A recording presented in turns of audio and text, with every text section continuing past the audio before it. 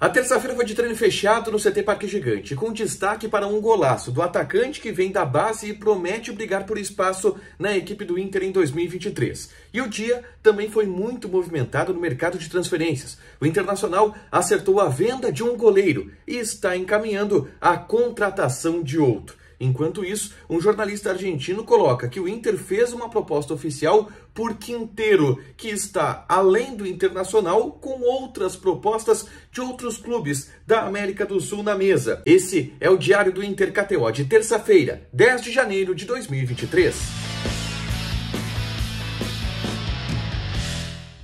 Tudo bem, gente? Obrigado pela participação aqui. Não esquece de deixar teu like, te inscrever, de ativar as notificações. Bora falar do Internacional aqui no A Dupla. Nesse vídeo, um resumo do que de mais importante aconteceu no noticiário colorado ao longo dessa terça-feira.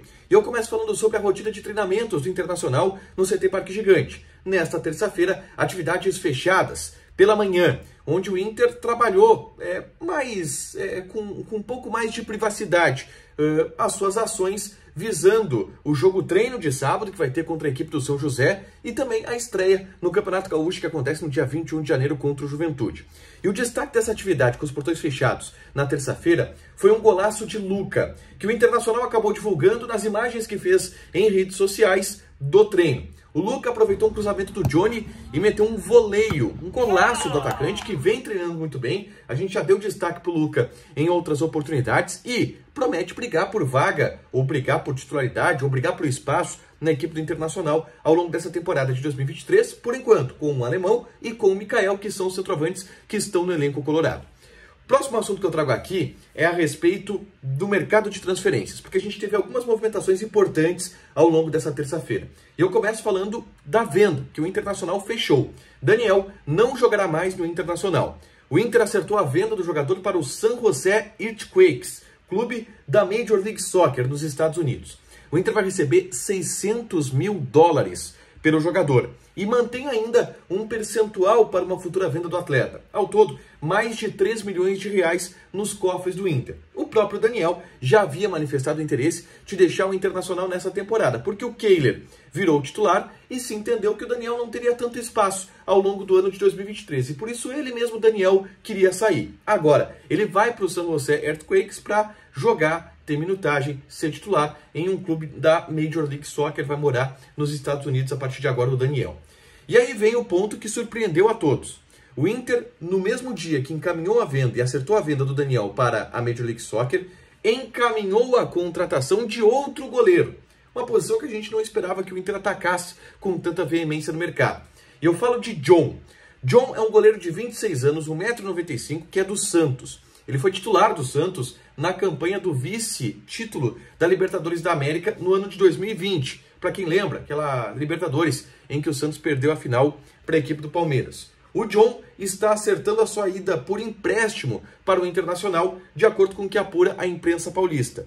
O que eu ouvi em relação a isso, tá? O próprio John já havia pedido, tal qual o Daniel pediu para a direção do Internacional, o John havia pedido para a direção do Santos para ser negociado nessa temporada, porque não ia ter muito espaço.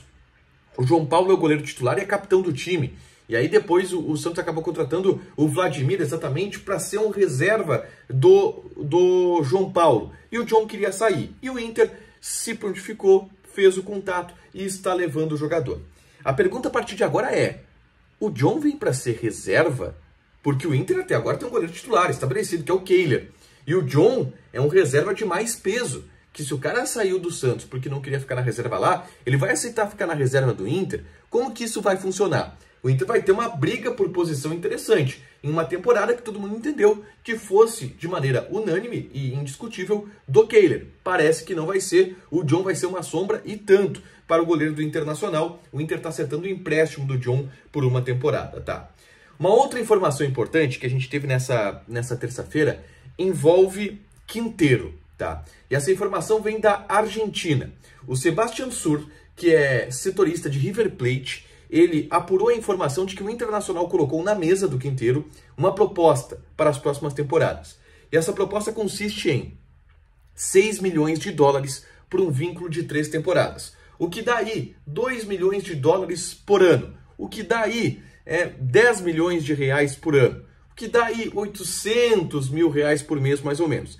não seria o maior salário do elenco do Internacional, mas é um salário importante. E essa proposta foi feita pelo Internacional. Mas o Sebastián Sur ele ainda informa que, além do Internacional, o Junior de Barranquilla, da Colômbia, fez uma proposta muito parecida para o Quinteiro, que tem preferências em voltar para o futebol colombiano por motivos óbvios, ele é colombiano. Então, essa situação ela fica indefinida.